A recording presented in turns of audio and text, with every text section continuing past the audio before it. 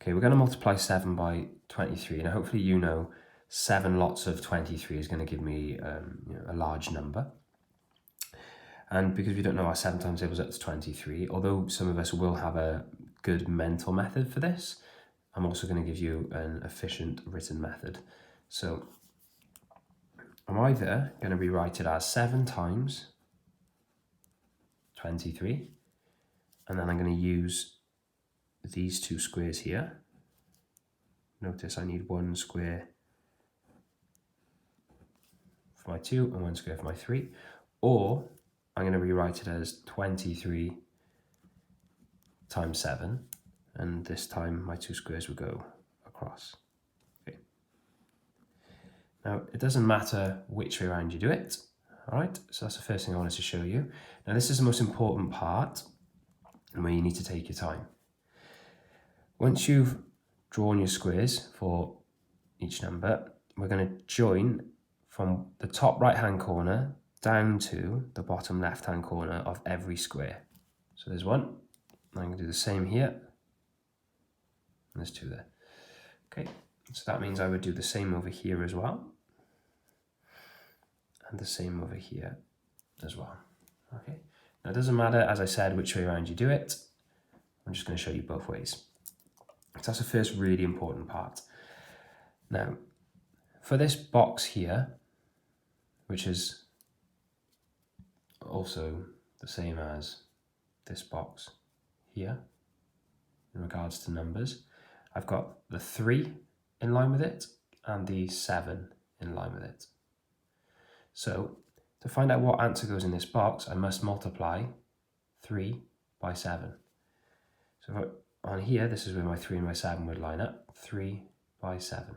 Okay, so I'm going to do 3 times 7, which is 21.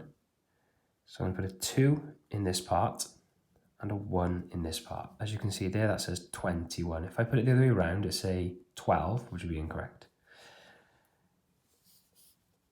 So on this one, it would be by there, 21. Okay. So for then my other box, I've got a 2 in line with it and a 7 in line with it. So I'm going to do 2 times 7 over here. They're right next to each other.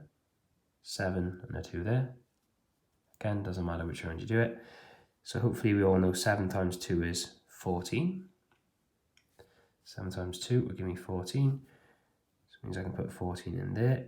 Now be careful not to put it the other way around. If I put it the other way around, it would say 41. And I'm now going to add my numbers up. But to do this, you need to know where to look. So I'm just going to use my pens to hide it. Okay, so I'm just going to hide that by there.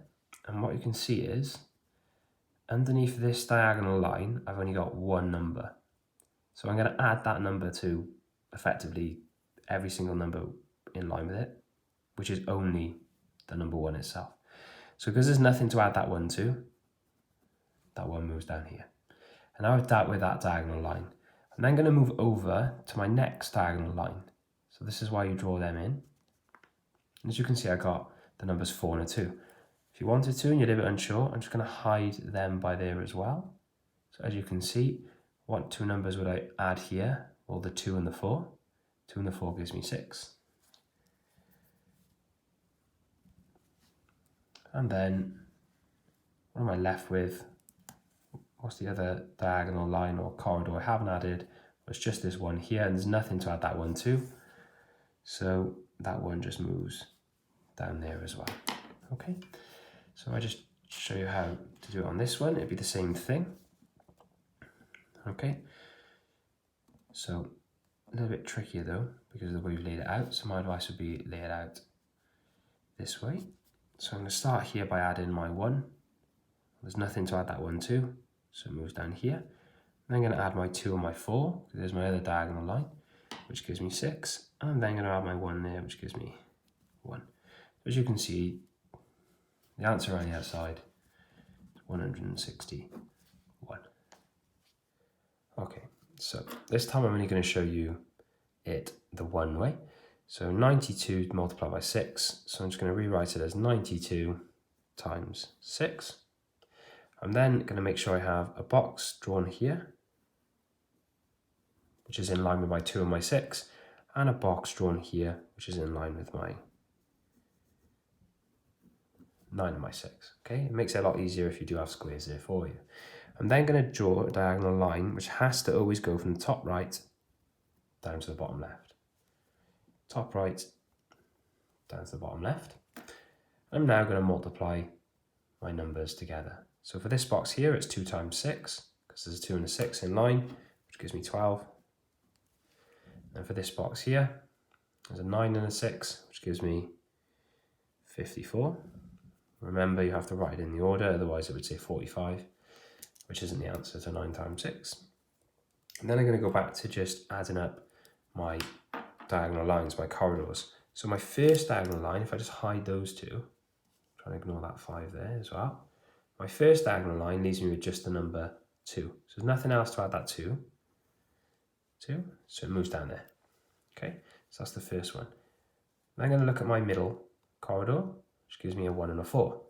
So I'm going to add the 1 and the 4 together only, because they are in line, using my diagonals. I'll hide that. 1 and 4 gives me 5. And then, last but not least, I've got just that corridor on the end. So I hide all them. That's my last corridor. I've got the number 5.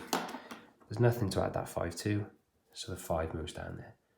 552 is your answer. Okay.